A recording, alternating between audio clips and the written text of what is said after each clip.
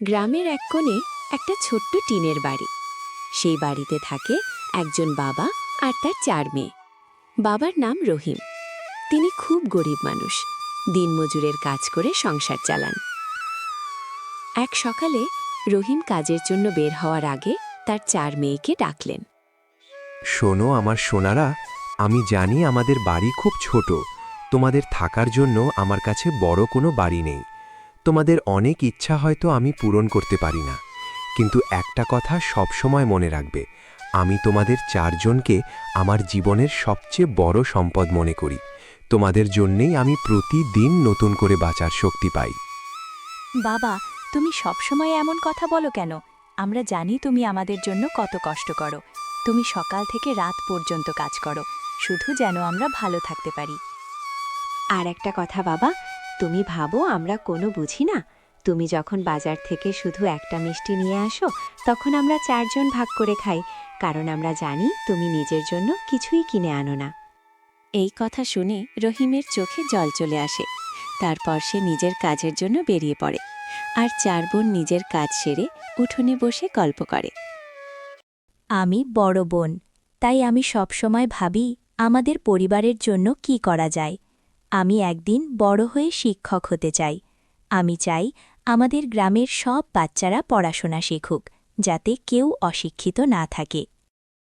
আর আমি ডাক্তার হতে চাই, কারণ আমি সবসময় দেখি আমাদের গ্রামে কেউ অসুস্থ হলে তাকে শহরে যেতে হয়। আমাদের গ্রামে হাসপাতাল নেই, ও শহরের হাসপাতাল আমাদের গ্রাম থেকে অনেক দূরে। আমি চাই আমাদের গ্রামেই একটা ছোট হাসপাতাল বানাতে। আমি ছবি আঁকতে খুব ভালোবাসি। আমার স্বপ্ন একদিন বড় শিল্পী হওয়া। আমি চাই আমার আঁকা ছবিগুলো দেখে মানুষ খুশি হোক। সবচেয়ে ছোট বোন রিমি হেসে বলে, আর আমি শুধু চাই আমরা সবাই সবসময় একসাথে থাকি, কারণ আমার কাছে পৃথিবীর সবচেয়ে বড় সুখ হল তোমরা সবাই। কিন্তু হঠাৎ একদিন রহিম কাজ করতে গিয়ে অসুস্থ হয়ে পড়ে। রহিম বাড়ি ফিরে আসে, সে খুব ক্লান্ত হয়ে বসে পড়ে। আজ শরীরটা খুব খারাপ লাগছে, মনে হচ্ছে আর কাজ করতে পারবো না। 4 বোন দরে বাবার কাছে আসে। বাবা, তুমি বসো, আমি তোমার জন্য জল নিয়ে আসছি। তুমি এতদিন আমাদের জন্য এত কষ্ট করেছ, এবার আমরা তোমার যত্ন নেব। হ্যাঁ বাবা, তুমি চিন্তা করো না, আমরা 4 জন আছি। আমরা সবাই মিলে কাজ করব, পড়াশোনা করব, আর তোমাকে আমরা সুস্থ করে তুলব।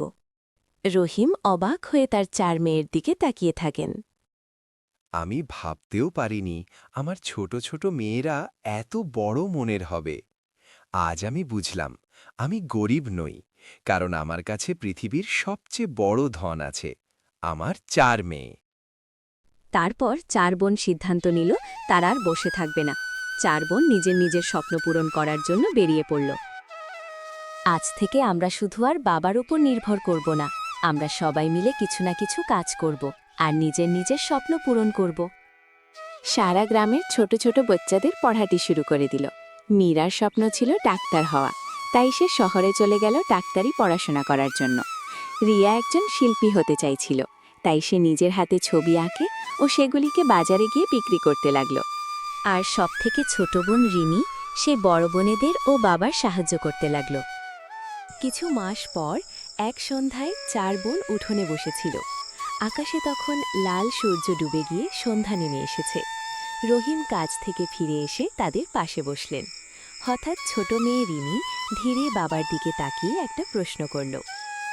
বাবা, একটা কথা জিজ্ঞেস করব?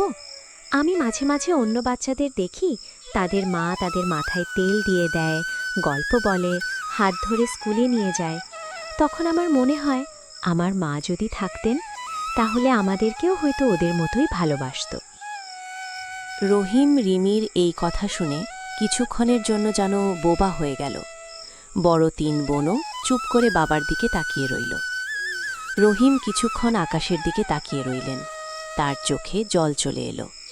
তোমাদের মা ছিল পৃথিবীর সবচেয়ে দয়ালু মানুষদের মধ্যে একজন, তার নাম ছিল আয়েশা। তোমরা হয়তো খুব ছোট ছিলে, তাই তোমরা তোমার মাকে মনে করতে পারছো না, কারণ তোমার মা ও আমি সকাল হলেই একসঙ্গে কাজে বেরিয়ে যেতাম। তোমার মা তোমাদেরকে অনেক ভালোবাসতো, কিন্তু সেই ভালোবাসা তোমাদেরকে সে দিতে পারেনি। কিন্তু আমি আজও তার প্রতিটা কথা, প্রতিটা হাসি মনে করতে পারি। বাবা, মা কি আমাদেরকে সত্যি খুব ভালোবাসতেন? ভালোবাসতেন? তোমাদের মা তোমাদের জন্য নিজের জীবন পর্যন্ত দিতে পারতেন। যখন তোমাদের মধ্যে কেউ একটু অসুস্থ হতো, তখন সে সারা রাত জেগে থাকত। তোমাদের মাথায় হাত বুলিয়ে বলতো, আমার মেয়েরা একদিন বড় হবে, অনেক বড় মানুষ হবে। তুমি দেখবে তোমারও আমাদের এই গ্রামকে একদিন গর্বিত করে তুলবে। তাহলে মা আমাদের ছেড়ে চলে গেলেন কেন? সেই সময় রিমি খুব ছোট ছিল। একদিন সে খুব অসুস্থ হয়ে পড়ে। তোমাদের মা তাকে হাসপাতালে নিয়ে গিয়েছিল। ডাক্তাররা অনেক চেষ্টা করেছিল। রিমি ধীরে ধীরে সুস্থ হয়ে যায়, কিন্তু তোমাদের মা তখন খুব দুর্বল হয়ে পড়েছিল। আর কয়েকদিনের মধ্যেই সে আমাদের সবাইকে ছেড়ে চলে যায়। 4 বোনের চোখ ভিজে যায় এই কথা শুনে।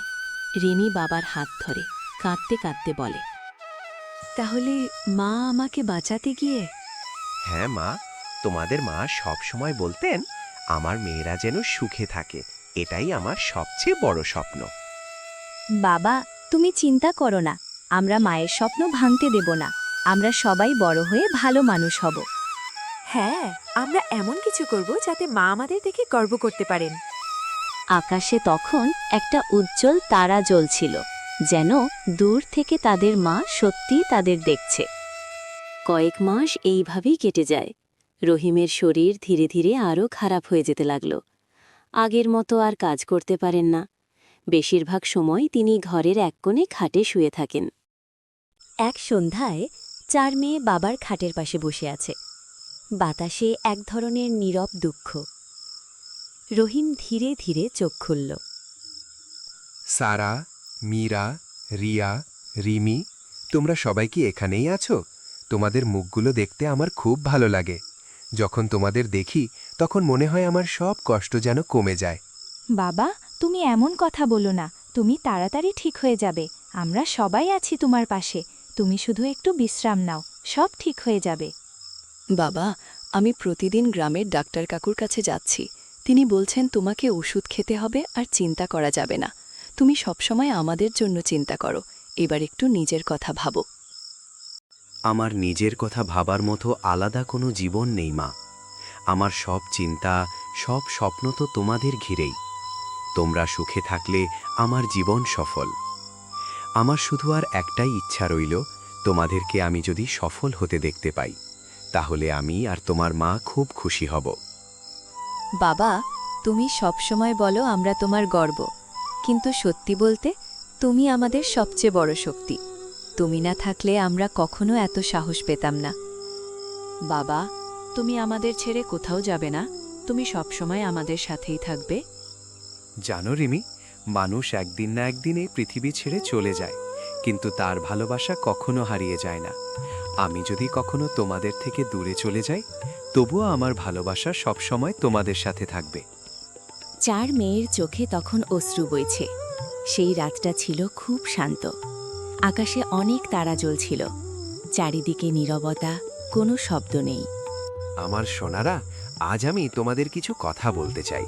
হয়তো এই কথাগুলোই আমার জীবনের সবচেয়ে গুরুত্বপূর্ণ কথা। 4 বোন চুপ করে বাবার কথাগুলো শুনছে। জীবনে অনেক কষ্ট আসবে, কখনো কখনো মনে হবে সব শেষ হয়ে গেছে, কিন্তু কখনো হাল ছেড়ো না। তোমরা 4 জন সব সময় একে অপরের পাশে থাকবে। মনে রাখবে, পরিবারের শক্তির মতো বড় শক্তি আর কিছু নেই। আর একটা কথা, তোমাদের স্বপ্ন তোমরা কখনো ছেড়ো না। সারা, তুমি শিক্ষক হতে চেয়েছিলে। মীরা, তুমি ডাক্তার হতে চেয়েছিলে। রিয়া, তুমি শিল্পী হতে চেয়েছিলে। আর রিমি, তুমি শুধু চেয়েছিলে সবাই একসাথে থাকুক। তোমাদের এই স্বপ্নগুলোই তোমাদের পথ দেখাবে। স্বপ্নের পথে যতই কষ্ট আসুক, বাধা আসুক, তোমরা থেমো না। বাবা, তুমি এসব কথা বলছো কেন? আমরা তোমাকে ছাড়া কিছুই ভাবতে পারি না। কাঁদবে না মা, আমি খুব ভাগ্যবান বাবা, কারণ পৃথিবীতে খুব কম মানুষ আছে যারা বলতে পারে আমার 4টে মেয়ে আছে যারা আমার গর্ব। তোমরাই আমার সবচেয়ে বড় সুখ। 4 বোন বাবাকে জড়িয়ে ধরে কাঁদতে থাকে। সেই রাতেই ধীরে ধীরে রহিম এই পৃথিবী ছেড়ে চলে যান। প্রথমে তার মা তাদের ছেড়ে চলে গেল, তারপর তাদের বাবা। কিন্তু তারা সবাই বাবার কথাগুলো মনে রেখে মনকে শক্ত করে তারা এগিয়ে যায়। সময় কখনো থেমে থাকে না। বছর কয়েক কেটে গেছে। গ্রামের স্কুলে এখন সারা একজন শিক্ষক। সে ছোট ছোট বাচ্চাদের পড়ায়। একদিন ক্লাসে সে বলে, বাচ্চারা, জীবনে যদি কখনো মনে হয় তুমি পারবে না, তখন তোমার পরিবারের কথা মনে করবে, কারণ যারা তোমাকে ভালোবাসে তারাই তোমাকে শক্তি দেয়। মীরা গ্রামে একটা হাসপাতাল বানায়। মীরা এখন একজন ডাক্তার। সে গ্রামের মানুষদের এখন চিকিৎসা করে। ভয় পাবেন না, আমরা চেষ্টা করলে অনেক কঠিন সময়ও পার হয়ে যেতে পারি। আমার বাবা সবসময় বলতেন, মানুষের পাশে দাঁড়ানোই সবচেয়ে বড় কাজ। রিয়া এখন একজন শিল্পী। তার আঁকা ছবিগুলো শহরে ও দেশ বিদেশে প্রদর্শনীতে যায়। আর ছোট রিনি, সে এখন একটা ছোট প্রতিষ্ঠান চালায়, যেখানে গ্রামের দরিদ্র বাচ্চাদের সাহায্য করা হয়। আমার বাবা শিখিয়েছিলেন, যদি আমরা সুখী হতে চাই তাহলে বিপদে পড়া মানুষদের সাহায্য করতে হবে, তাদের পাশে দাঁড়াতে হবে। এক রাতে 4 বোন একসাথে ঘুমিয়েছিল। সেই রাতে তারা একটা অদ্ভুত স্বপ্ন দেখে। স্বপ্নে তারা দেখে একটা সবুজ মাঠে তাদের বাবা দাঁড়িয়ে আছেন, তার পাশে তাদের মা। 4 বোন দৌড়ে যায় তাদের সামনে। বাবা, আমরা তোমাকে খুব মিস করি। আমি সবসময় তোমাদের সাথে আছি মা। তোমরা তোমাদের স্বপ্ন পূরণ করেছ, আমি খুব গর্বিত। তোমাদের বাবা সব সময় তোমাদের নিয়ে গর্ব করতেন। আজ আমরা দুজনেই খুব খুশি। আমরা তোমাদের ভুলিনি, তোমাদের কথা খুব মনে পড়ে আমাদের। ভুলতে হবে না মা, শুধু ভালো মানুষ হয়ে বাঁচবে আর সব সময় একে অপরের পাশে থাকবে। ধীরে ধীরে স্বপ্নটা মিলিয়ে যায়। সকালে 4 বোন ঘুম থেকে উঠে একে অপরের দিকে তাকায়।